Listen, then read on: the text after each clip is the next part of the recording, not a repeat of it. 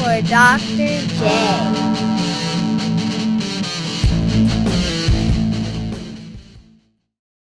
Well, it humanizes all of us. Thanksgiving. Yeah, Thanksgiving. Controversial holiday. Actually, I was watching one of your... All right. Now we got that off my chest. I was actually watching one of your favorite podcasts this morning. Unsafe Space. With Carter. Oh my God. Your favorite dude. What an idiot. Anyway, go ahead. He's not an idiot. You just don't like him because of the school of economics that he's from. I'm sure he's an okay person, but he's wrong. Anyway. Supply side economics. Anyway. I was watching them, and there is, among the woke culture, they're refusing to call it Thanksgiving. They're going to call it Turkey Day because by giving thanks, you're showing your privilege.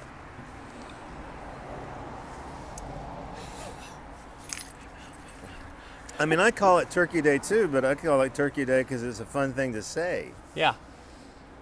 Well, just remember that as you give thanks this Thursday, you will be showing your privilege. Well, I figure everyone can be thankful for at least the fact they're not dead. Yeah, but that's a privileged thing because look at all the dead people who are not able to celebrate. Some of whom the Republican Party seems to think vote. I don't know.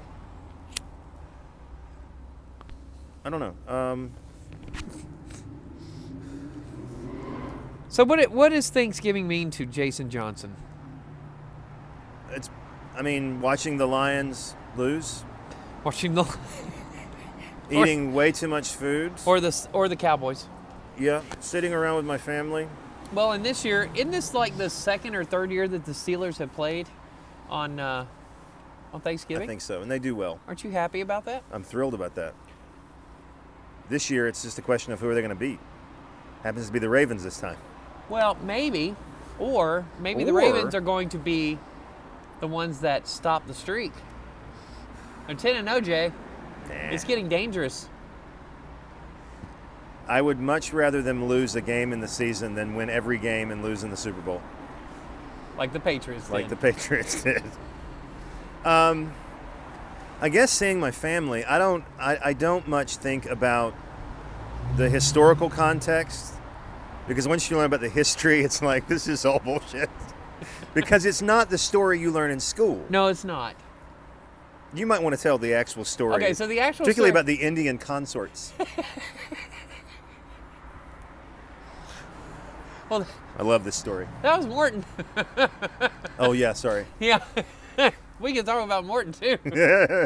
No, the real Thanksgiving story, it wasn't a day, it was a week. Mm-hmm. And they invited the Native Americans. And they did. They had a wonderful party. And they invited the Native Americans. And Native Americans supposedly showed up late Tuesday and left sometime midday Wednesday because they said, these people are nuts. What were they doing at this Thanksgiving feast? Oh, God. It wasn't a feast. It was an orgy.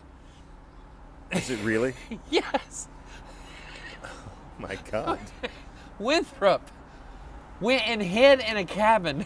Was it Winthrop or Bradford? Bradford, excuse me. Bradford went and hid in a cabin so that he didn't have to witness it. He should have participated. I know. He'd have been a nicer guy. They had a week-long celebration. The Indians showed up with like 3 or 4 deer and said, no, we're not doing this. So the question is, why don't we do that on Thanksgiving? Why isn't it a week thing, right? Yeah. And why no orgies? Exactly. Yeah, they kind of went nuts. They went crazy. So then, but then you fast forward, because the real story of Thanksgiving isn't the Puritans. It's Lincoln and the Civil War. Because in 1863, it's like 62, 63, this woman started badgering him. to make Thanksgiving a national holiday. And because, he finally gave in. And he gave in. Because each different region had their own customs. And not everybody celebrated Thanksgiving at the same time. In fact, there were a couple of places out in the West where they celebrated Thanksgiving in the spring, not the fall, because they were giving thanks for getting through the winter, and they were going to have a good growing season again through the summer and the spring, or spring and summer, right? In that order. Yeah. And this woman convinced Lincoln that'd be a good idea to have the whole nation celebrate at the same time. So he picked November. But the problem was from, the 1860s until the 1930s, the problem was that it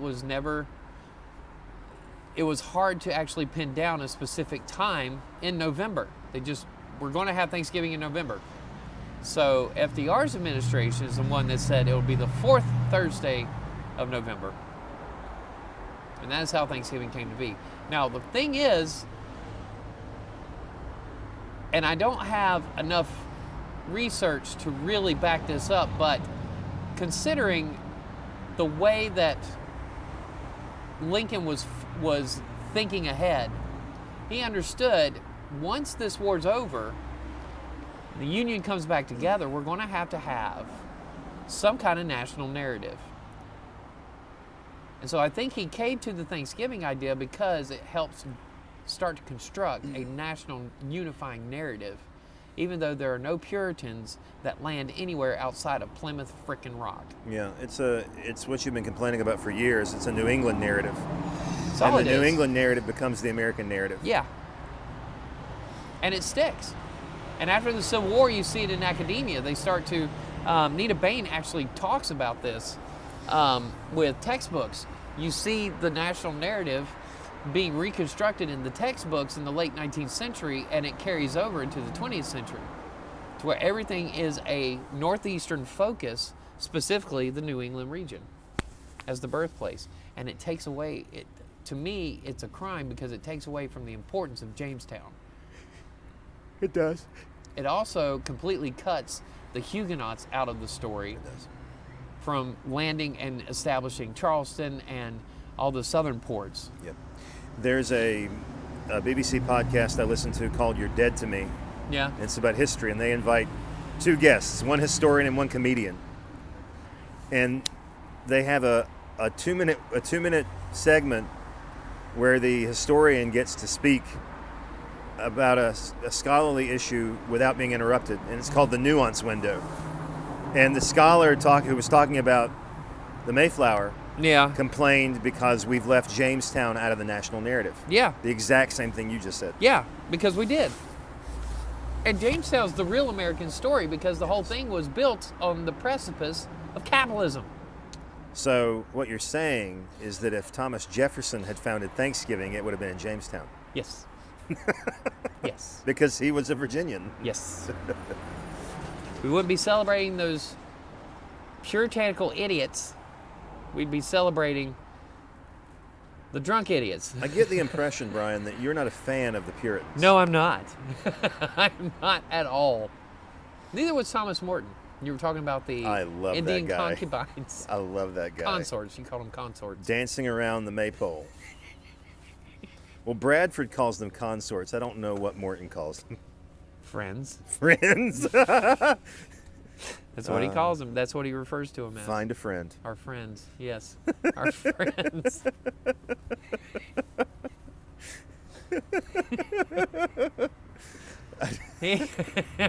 That's what they did. Yep. He went out and found some friends for those boys. God. He was trying to establish. This is the thing that Bradford. I think Bradford understood this, and this is what scared Bradford the most. I think Morton's relations with the Indians was just icing on the cake for Bradford. Yeah.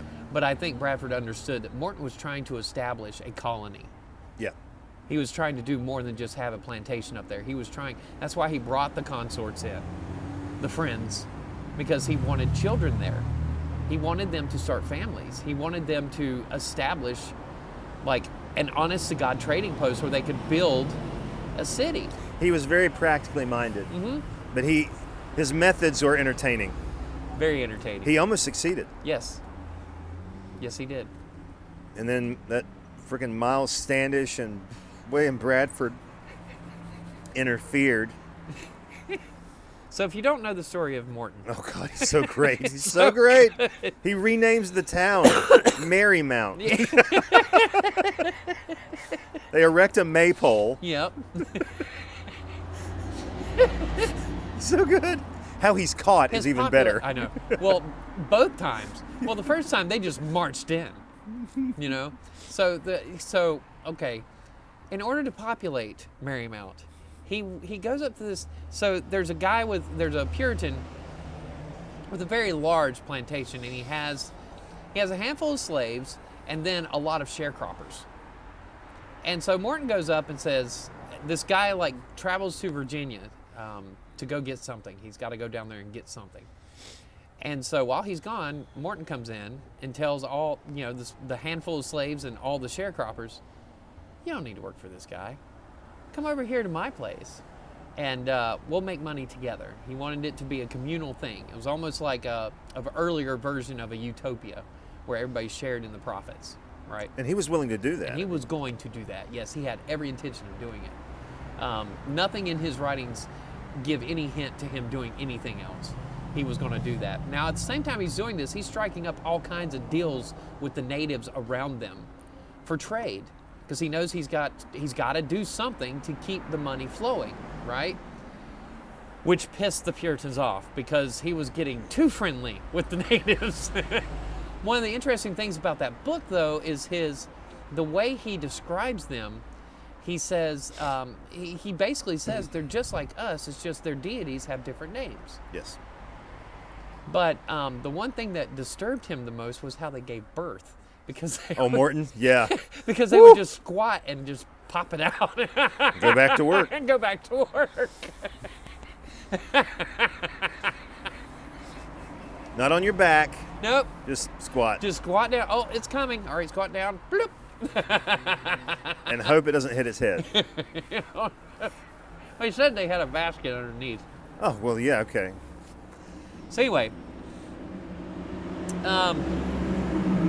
so of course those guys follow him up to Marymount because, why not? This guy's offering for us to get money, to build a life. And he concocts this idea with the maypole. And he gets, as you put it, the consorts, or as he puts it in New English Canaan, friends. Yep. To come down, and basically they just had this massive orgy. Because, like I said, he's trying to get them to reproduce. He needs them to populate. Yeah. That's the goal. He's not doing it because he's some kind of heathen. No. Even though the Puritans see it, it's just pure heathenism. He's mixing white blood with native blood. And that pissed him off. That pissed him off. That pissed him off so bad. He's one of the only good guys there. Yeah. So they march in because the first allegation is that he stole the sharecroppers and the slaves. So they arrest him and they take him to jail. Then he gets out of jail. And he's like, I gotta get the hell out of this place. He doesn't have any money. So he goes back to Marymount, breaks in, gets his storage of weapons, and sells them to the Indians. And that sent the Puritans over the moon. And when they found him in a cabin, he was hammered, right? This is what Bradford says. He was drunk off his ass. Drunk. Is that actually in? That is true, yes. He verifies it? Yes. And what happens to him after they catch him the second time? They ship him back. To England. So, yeah, for free. He was going to have to buy passage before this, and they just gave him a free ride. So they send him back with all these papers, and this prosecutor dude, they get there, and they just know he's going to jail. He's going to jail for the rest of his life. So they bring him up before the English court, and the Puritan prosecutor that they sent with him is laying out the case. And the judge doesn't even let him finish laying out the case, and he lets him go. Judge probably thought it was hilarious. So he goes back. He returns. And he sets up another homestead, like somewhere in New Hampshire. And that's where he dies. He's my hero. I know. That's the Thanksgiving we should be celebrating. Yes. We should have a Morton Day. A Morton Day and a John Smith Day. Yes, John Smith was great too. Well, we should have a Powhatan Day. Yes. That was all right. You just dislodged the tumor. That is just my lungs telling me I need more cigarette. Okay, so okay. The John Smith thing. So it starts with Smith and a couple of his buddies going out to find food because they're starving in Jamestown. Eating shoe leather. Yes. So they come across this village that looks deserted. And there's like a stockpile of corn. So he goes in and he tries to get the corn. Well, the natives come back and they find him. So he gets in the boat and they're like fussing. And they're like, okay, we'll give you some corn. And they go to give him like 2 handfuls of corn for all of Jamestown. So he's like, no. So he and his little buddies get their muskets and they go around. They go up the river a little bit, disembark, come back down, and start fighting the natives. And they're outnumbered like 20-something to 3 or 4. But they got something the natives don't have. Well, I'm getting to that. So the natives start fighting back. They have this thing. I can't remember what he calls it. But they have this thing. It's like an idol, right? So they lay it down and he runs up and grabs it and he's hugging it. And he's screaming at John them. Smith? Yes. And he's screaming that he will destroy it unless they give them all the corn. And they did. And he gives them back their idol. That's what starts all of it. So then the natives think they're going to get him back. And so they capture him. Now,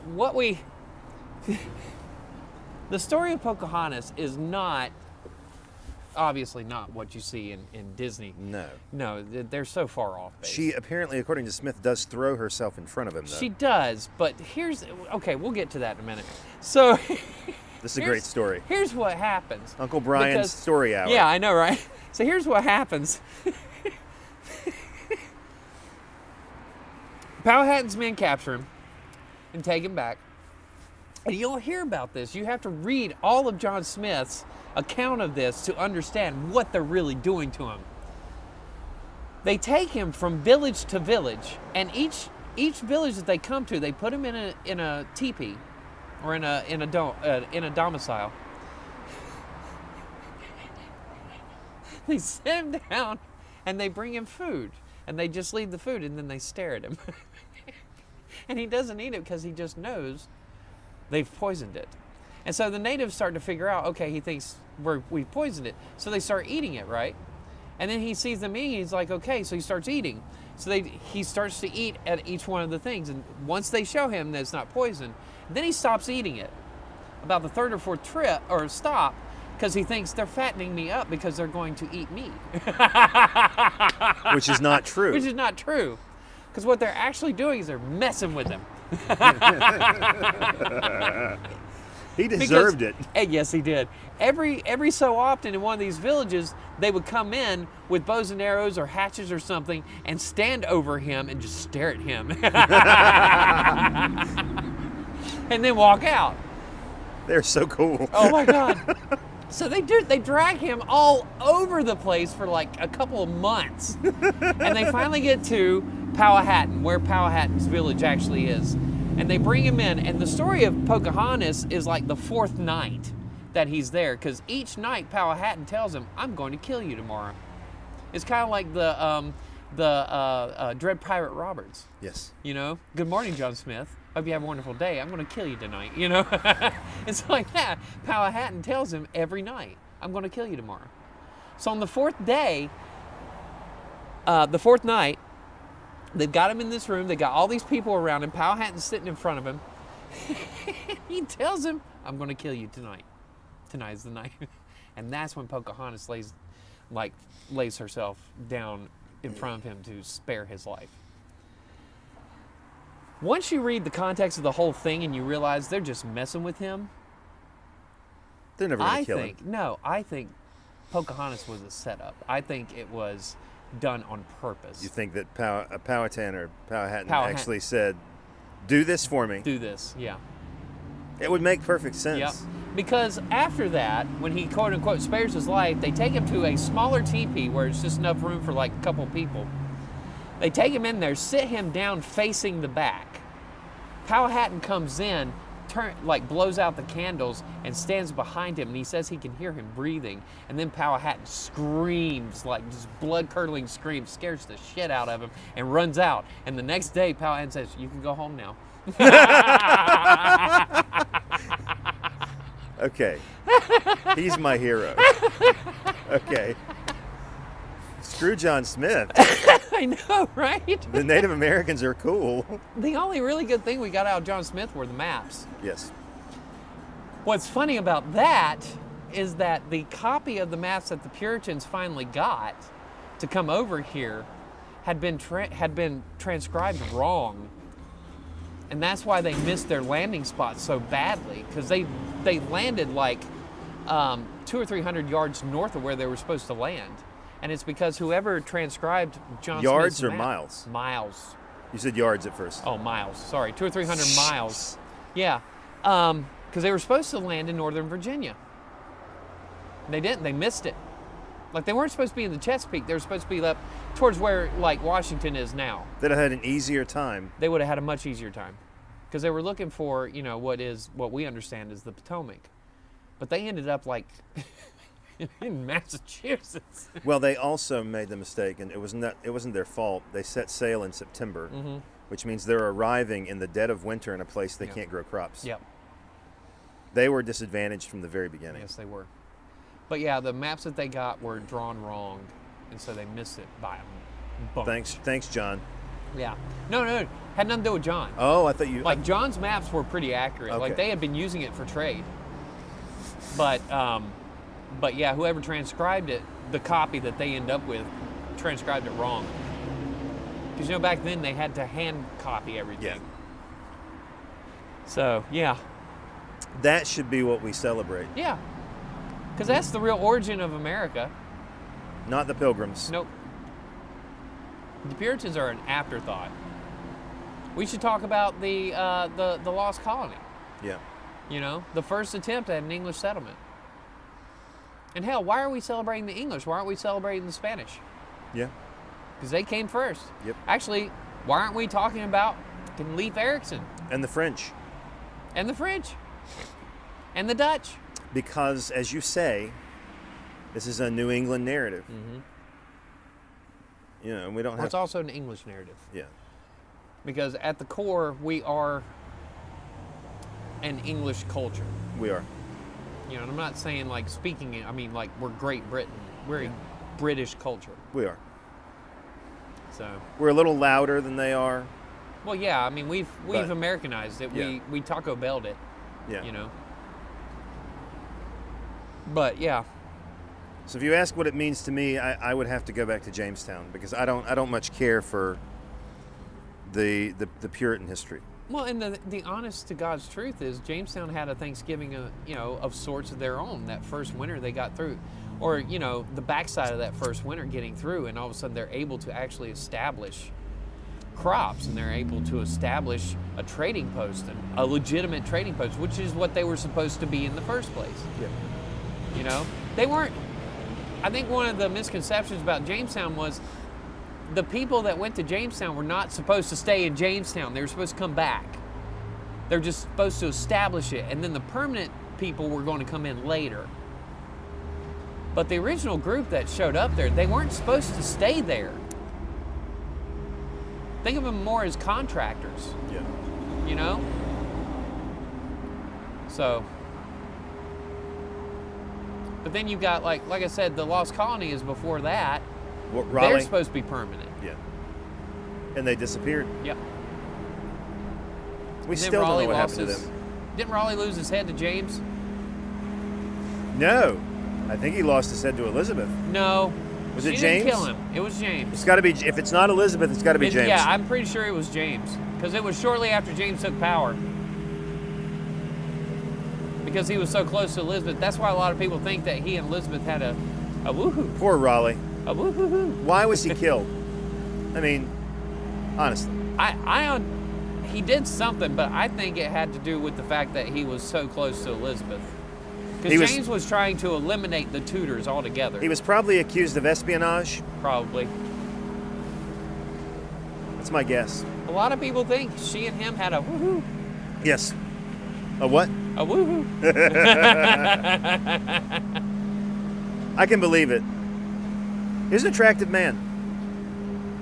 Yes, she was. Oh, wow. Yeah, I don't think she was a virgin. I don't think she died a virgin. Well, we have no evidence either way. Yeah. I mean, we don't know, but She had her favorites, though. She did. And they were all very stately gentlemen. Yes. Very attractive. Yes. Raleigh was a looker. Yes, he was. So was Bill. Yep. Bill. Walt and Bill. Bill and Walt. Christopher Marlowe was probably a spy, too.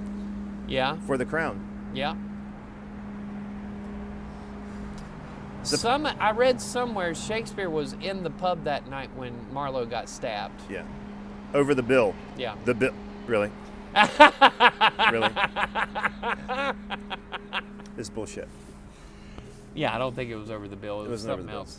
I think I'm probably, knowing them, because it was a Tudor culture, it was probably an affair. I'm sure. They were all sleeping around. I mean, there's no telling how many illegitimate Bill Shakespeares there are, you know?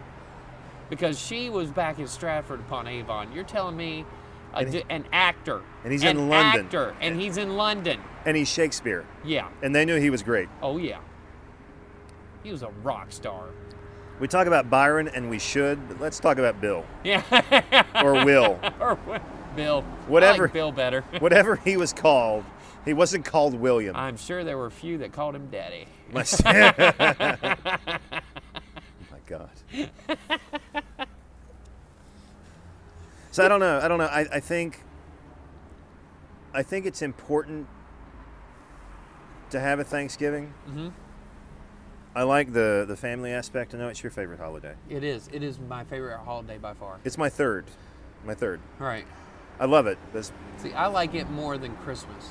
For mine, it's Easter, Christmas, and Thanksgiving. And for Easter and Christmas, it's the religious components Right. that I like the most. Right. Thanksgiving doesn't really have that element to it. But I think, as important as it is, we need to teach children the truth. Yeah. And we need to kind of steer them away from the Puritans. Was it Bradford who decided, here are some blankets? Yeah. You'll love them. Well, okay, so we have to tell, if we're going to talk about that, we got to tell the whole story. So,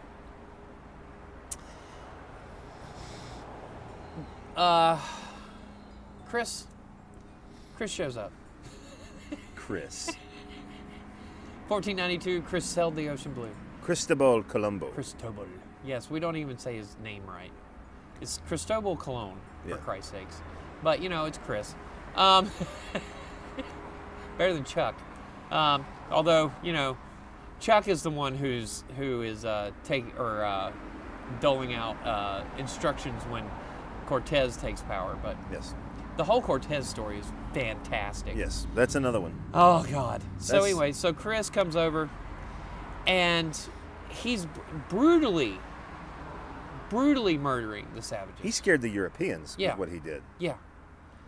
And so the Spanish, there's a lot to untangle with the Spanish. The Spanish realize this doesn't look good. So what we've got to do is find a different way to get through these populations to get to the riches. Because unlike what we see with the English and the French and the Dutch, they realized the value of trading with the natives, getting new exotic things, because those new exotic things can be sold for a mint, right? The Spanish are just going in and saying, we just want it all. We'll take it home. And we will kill you if we have to. Kill you. No, we will kill you, period, right? Yeah, you're going to die. Yeah. So, and I'm not sure who figured it out, but by the time Cortez, Columbus is the 1490s.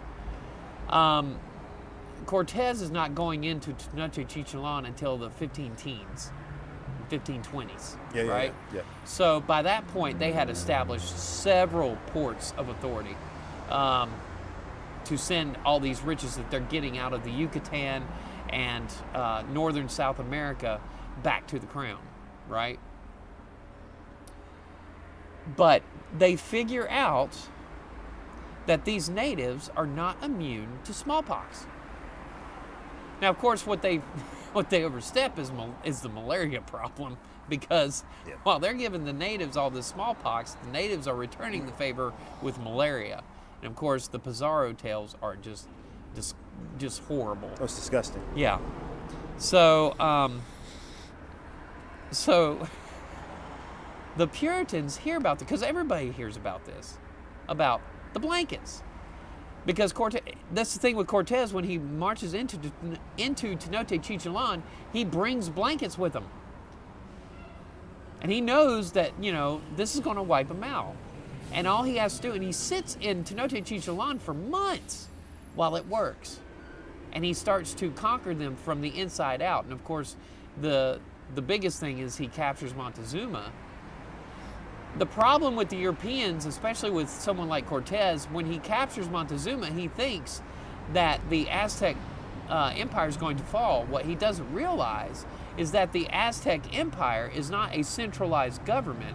It's a kind of a patchwork almost. A confederation. System. Yeah, a confederation of smaller tribes that make up this larger group that share a common language and culture, but they're not tied together. Like Montezuma is not the ultimate ruler; he just happens to be the ruler of the largest piece. Yeah, right. Tenochtitlan. Yeah.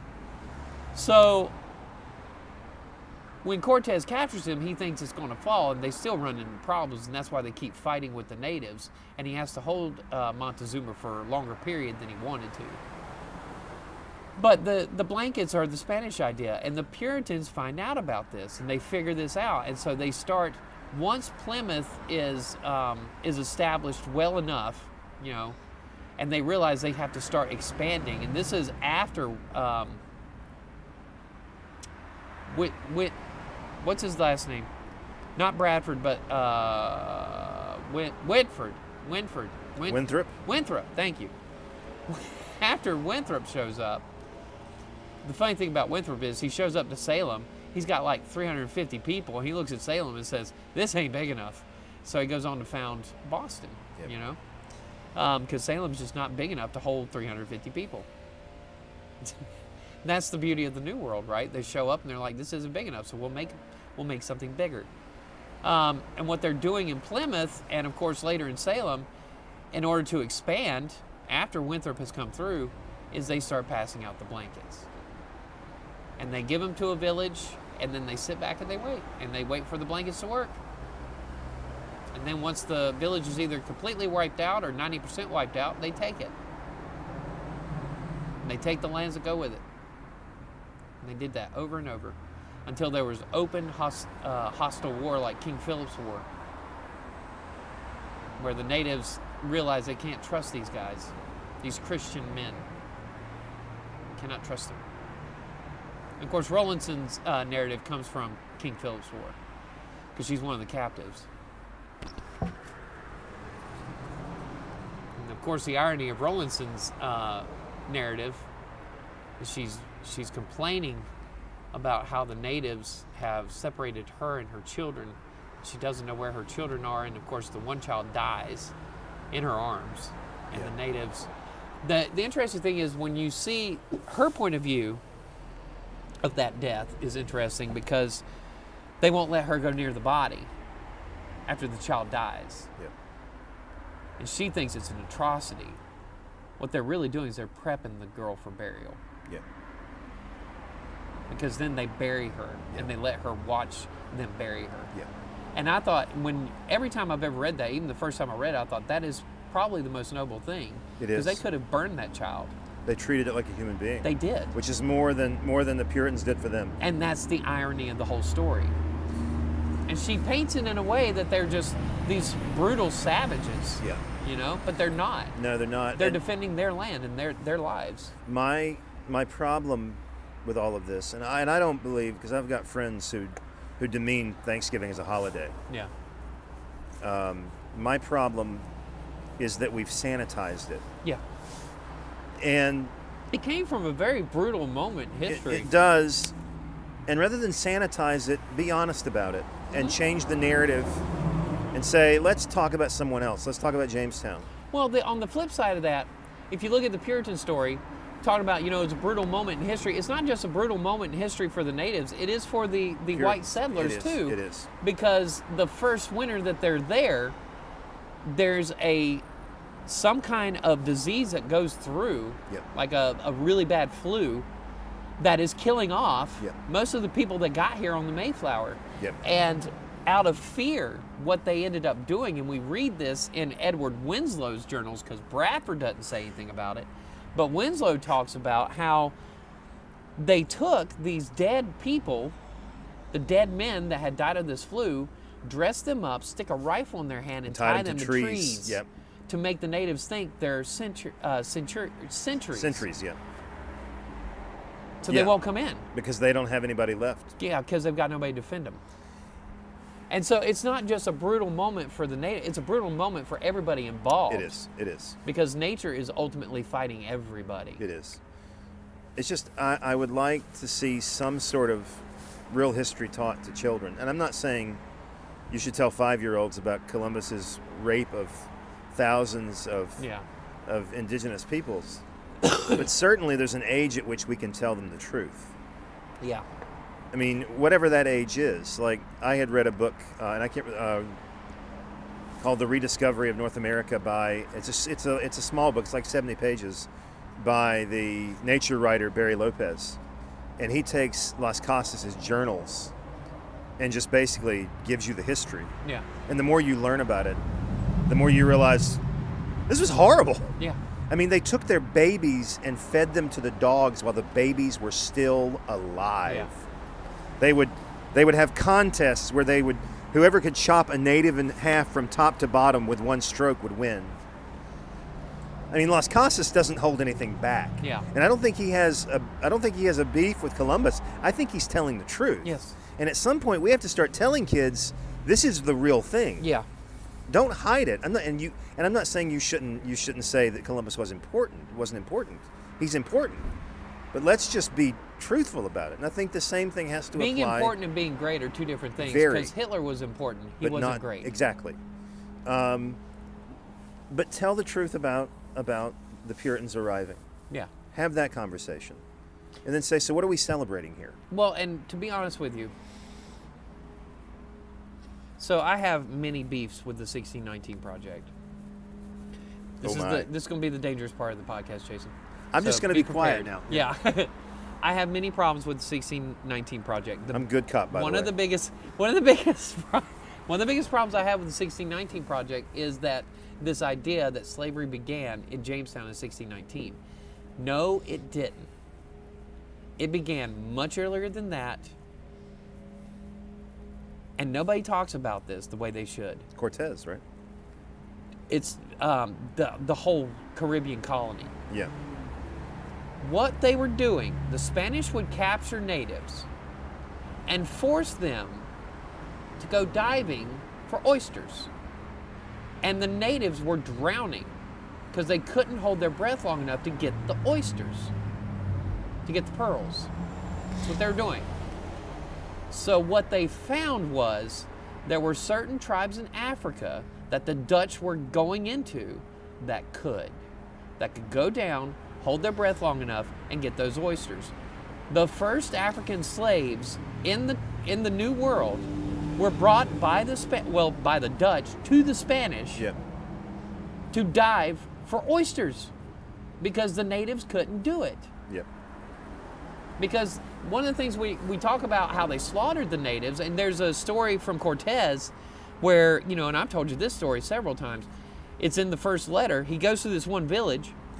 Oh, this is an awful story. He christens them Christians, puts up a crucifix on top of their largest building, puts a Madonna in the what we would consider the town square, like in the middle of the village, and then leaves and tells them, you're Christian now. You serve Charles II.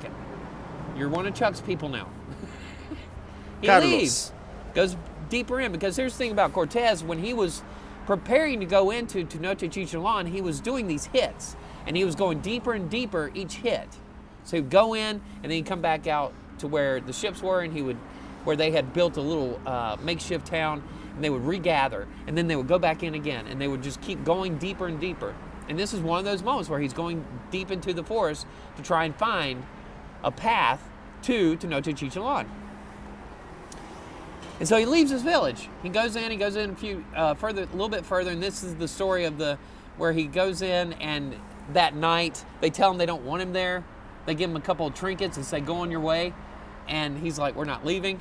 So then that night, they're on the boats, and he and a group of like a handful of soldiers go on shore, go around to the back of the village, figure out how to get there, come back around, map their route. The next morning, he sends like 40 guys on horseback around to the back of the village. Then he and the rest of the soldiers come in from the front. And as the natives are fighting them on the front, the guys in the back come in and take the village, right? So that's happening. Once they do that and they accomplish that and they take that village, of course, that's the moment where they've got the scribe out there. Reading. Oh, God, this is great. This is great. So one of the things that Chuck agreed to with the church was that they would have to give a decree, that we come in peace. We do not come here to harm you. Of course, they're giving it in Spanish. And so they got this guy out there. This herald. It's Harold.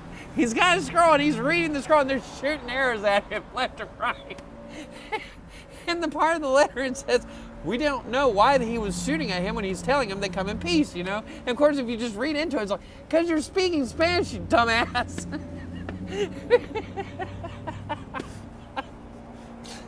And of course, these letters are so tainted because they're spinning them so that Chuck is happy, And Chuck doesn't care. He's just trying to make the Pope happy. Yeah, Cortez is far from a historian. No, it's not, but it's hilarious. So he comes back through after he takes that village. He comes back through, and they have torn the Madonna down and the crucifix down, and he wipes the village out. It pisses him off so bad, he says, enough, and he slaughters the entire village. He's a despicable human being. He is. We hear stories of that, and we automatically think then, okay, the Spanish just went in and just wiped them out. That's not true. Because if you read the Cabeza de Vaca... Cowhead. Cowhead. Head of cow. You read Cabeza de Vaca, you read the Pizarro letters, you read the stuff from Cortez, even the Cortez letters has this stuff in it.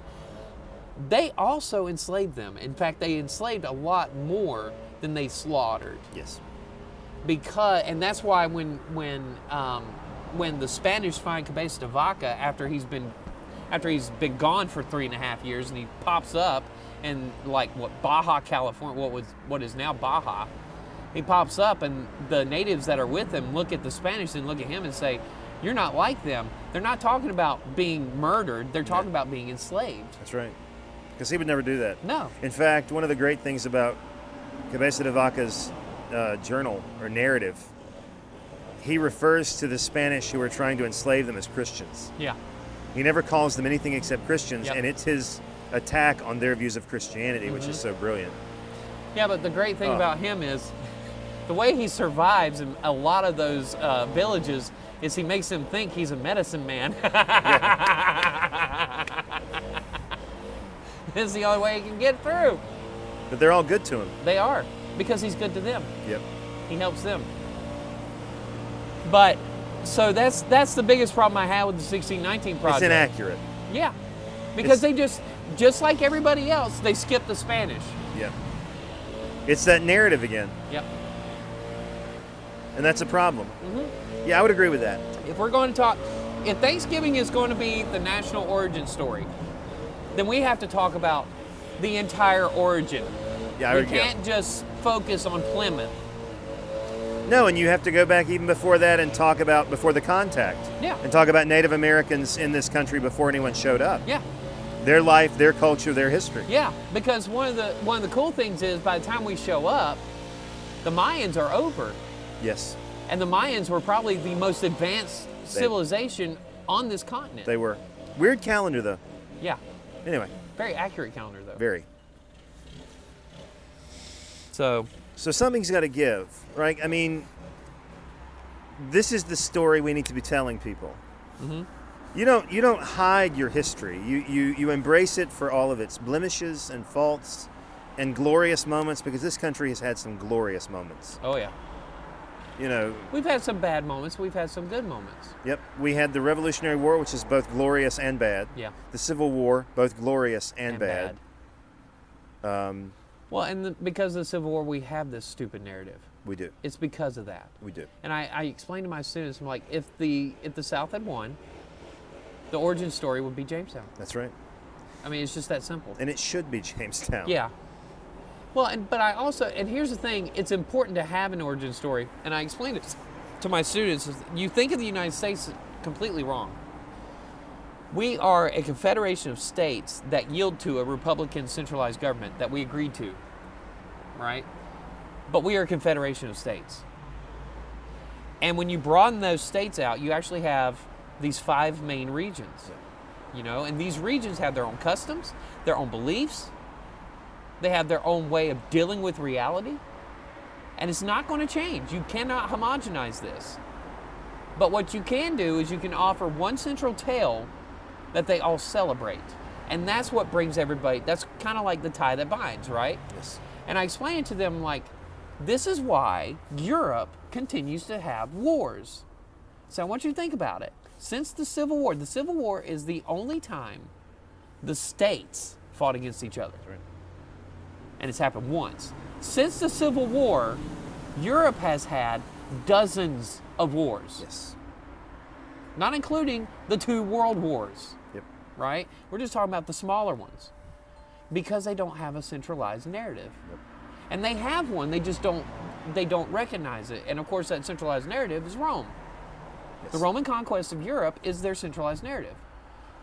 And that one's real. Yeah, it's real, and it's what they did was they adapted all this Roman technology, they adapted the Roman culture. I mean, there are still to this, I mean, we have Roman aspects in our culture because it was brought from Europe to the colonies. They adopt a lot in the process. Yes. Yeah. That's the real narrative. But nobody celebrates that narrative. Yeah. They celebrate Rome as this other entity. Yeah. When we are still, I've told people for years, Rome never fell. No. The government fell, but the culture never did. It goes never on. went away. Yeah. There are times during the Dark Ages when it kind of goes underground a little bit because they forget a lot of the lessons they learned. They lose a lot of the technology. But then what But happens? they get it back. They get The it back. Renaissance. They get it back. What's in the core of the Renaissance? They go right back to the Romans and the Greeks. Yep. Well, and what they do with the Greeks is astounding. Yeah. That's probably their greatest moment. Is look at what they're doing with art. Let's try to do something Yep. that's similar, but a little different. Well, and the science too. In science. They got the science from the Greeks. They did. And from the Arabs. Yeah. They got the culture from the Romans. They got the art from the Greeks, and they got the science from the Greeks. Yep. It's so I like the idea of an origin story a lot. Every country needs one. Yes. But does it have to be this sanitized? Embrace the whole story. Don't cut out all the difficult bits and hide it from little Johnny. I mean, yeah, at a certain age you're not ready to hear about what Columbus did and what Cortez did. I wouldn't sit Jupiter down and say, okay, here's the real story of Columbus. She's your 9-year-old, right? Yeah. 9 years old. I wouldn't do that to her. I wouldn't tell her about Cortez. No. She probably has no idea who Cortez is. Middle school, on the other hand, That's is the a different time story. when you start to introduce it. My son had heard me talk about Columbus in such scathing terms for so many years, and I told him everything. Yeah. That when in 5th grade, 6th grade, when they were talking about this, no one in the room knew about what he did except the teacher and Jacob. And when Jacob said it out loud, the teacher kind of looked at him like, how the hell do you know that? And his classmates were like, what? Are you serious? He's like, yeah. And he used the word rape, and one of the students said, what's rape? And the teacher's just like, Completely off subject, but on subject. The greatest day of my life so far, and I say this a lot, there are a lot of greatest days of my life. Until the next one. Yeah. Until the next one, yeah. Jameson would love you. I know, James would be like, Brian, you're so awesome. I'm like, until the next one comes on, Freddie. Anyway,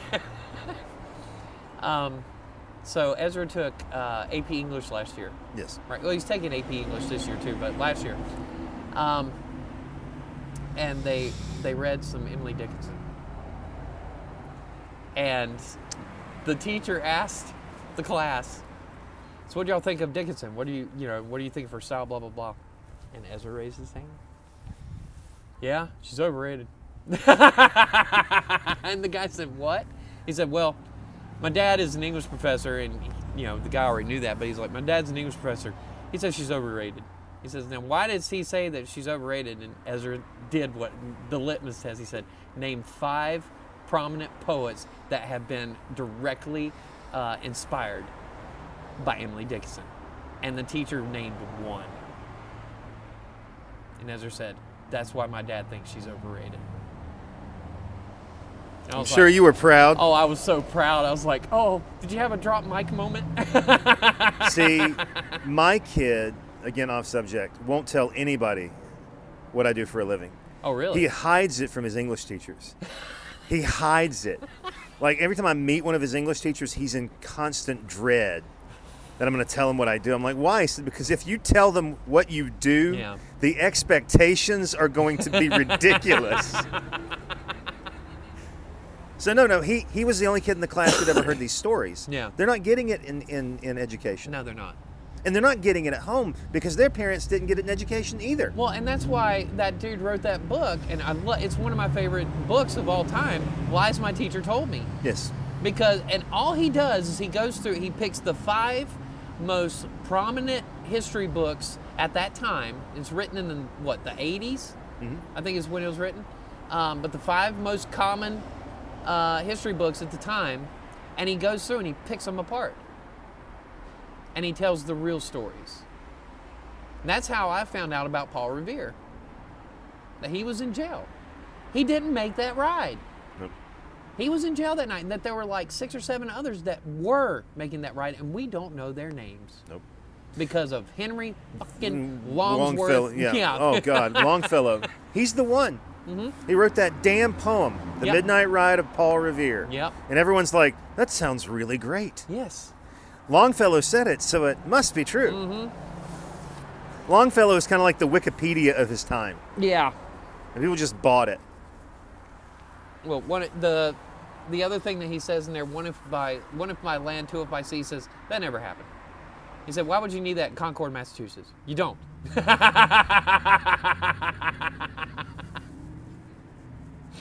God. But yeah, he was in jail. They caught him. The British knew what they were doing. That's the other thing, right? The whole story, the whole narrative of Paul Revere is that, he was secretly doing this and that the British didn't know that it was happening under their noses. They knew. They knew what was going on. That's why they arrested him that afternoon. They got him. And they held him for 2 days and then let him go. The other thing that people don't know, and this is a sad thing, is that John Adams was the one who defended and got the British soldiers off the hook from the Boston Massacre. Yep. It was his job. Yes, it was. He was the public defender. He had to do it. Yep. He's my favorite founding father aside from Franklin. Because Adams, whatever complaints we have about him, the man had integrity. Yep. He practiced exactly what he preached. Yes. It's more than I could say for Thomas Jefferson. Yeah. So Well, no, I don't know. We've talked about Jefferson. Notes on the State of Virginia. Complex book. It's a very complex book because he is constantly going back and forth. Yes.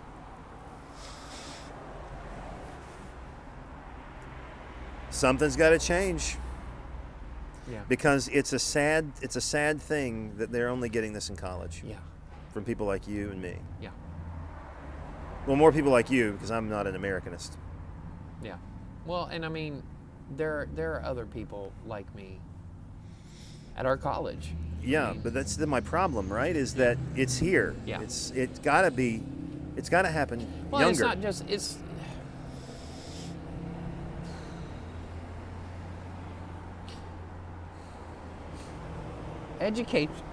Education is more complex than setting a standard by which everybody has to meet. I agree. You can't do that. No.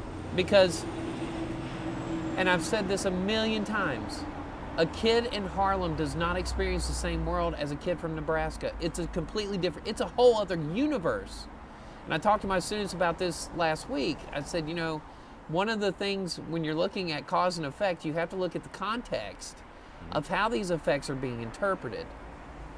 And I gave them the gun debate. And I said, okay, so there's two sides to the gun debate, right? Get rid of the guns, and you're not going to take my gun. Those are two sides, right? I said, the people who say you're not going to take my gun, where are they? Where do they predominantly live? And they're like, in the South. I said, is that all? And said, well, the Midwest. I'm like, okay, let's look at the South and Midwest. It is largely what? And they're like, rural. I'm like, there you go. I said, the reason why they don't want you to take away their guns is because there are animals that want to eat them. Vermin. Yep. They have to get rid of the animals. I said, and I told them about that NPR interview with that Wisconsin dairy farmer who has AR-15s. And about how that is the most effective gun to keep the wolves and the coyotes away from his cattle. This isn't about, defending oneself against the government. It's about keeping your cattle alive. Which is a lame-ass argument, by the way. Yes. Because they have drones. Yeah, you're not going to win that You're fight. not going to win that fight. And I tell my students when I teach the Constitution, I'm like, the Second Amendment, the real Second Amendment is to protect you from your government getting too many arms above you. Yes. And it's already happened. So it's too late for that now. It's too late. The Second Amendment is actually kind of useless. It is. Because the government has nuclear weapons. Until citizens are allowed to have a nuclear silo in their backyard, it's not going to be a fair fight. Until we get our own drones, and I'm not talking about those stupid drones that we have you can buy on Amazon. I'm talking about one the size of a Toyota. Military drones. Yeah, that you can bomb your neighbor. Or the Baldwins. Or the Baldwins. Hey, William, you know what's great about being a Baldwin? What? Everything! Anyway, what was I talking about? But, and then I said, well, where do the people live that say they want to get rid of the guns? Well, they're in the cities. I'm like, so why do they want to get rid of them? What do they have in the cities that they don't have to worry about in the rural areas? Gangs. Gang violence. Yep. When they talk about Chicago and they talk about all the shootings that happen in Chicago, what are they shooting? They're shooting other gangs. They're going after people that have crossed into their turf. I said, have you ever heard of a turf war in Kansas? No. You know why? Because they don't have that problem. Yeah. Although. So when you look at the context. Yeah. Well, we're not going to talk about, the sheep versus wolves in, No. Kansas City, but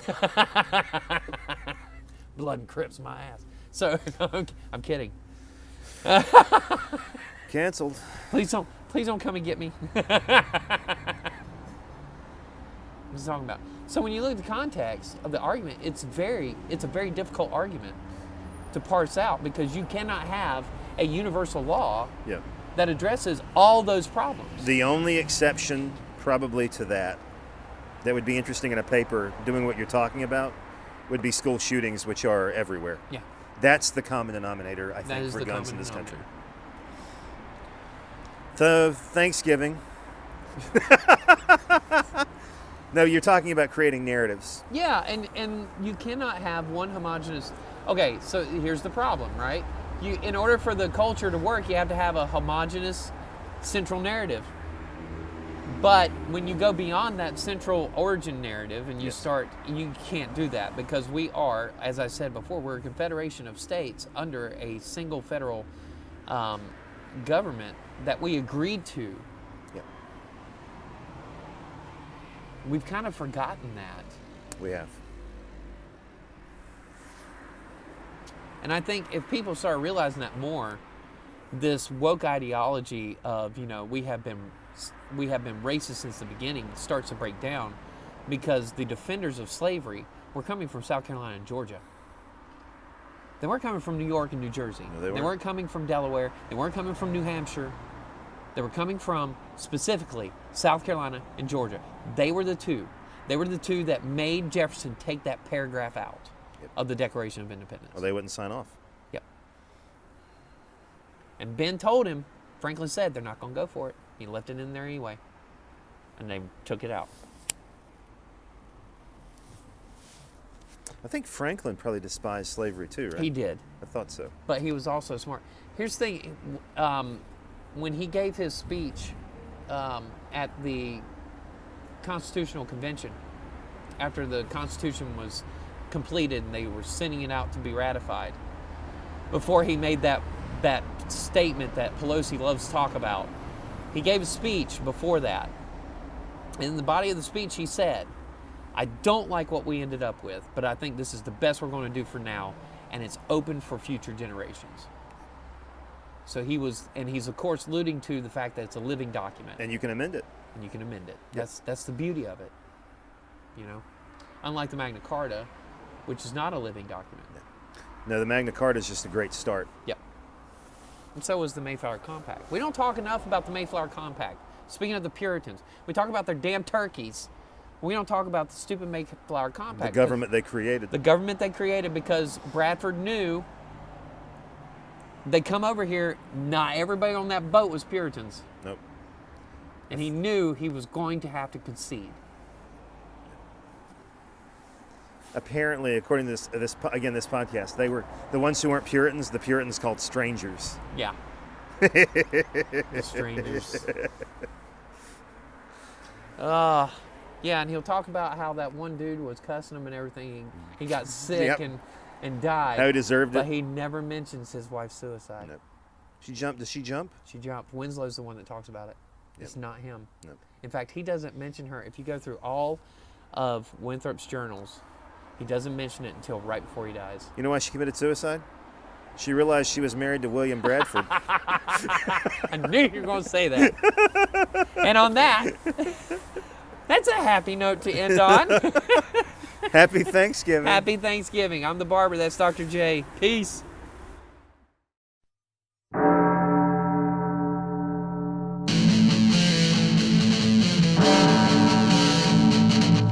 Now it's time for Dr. J.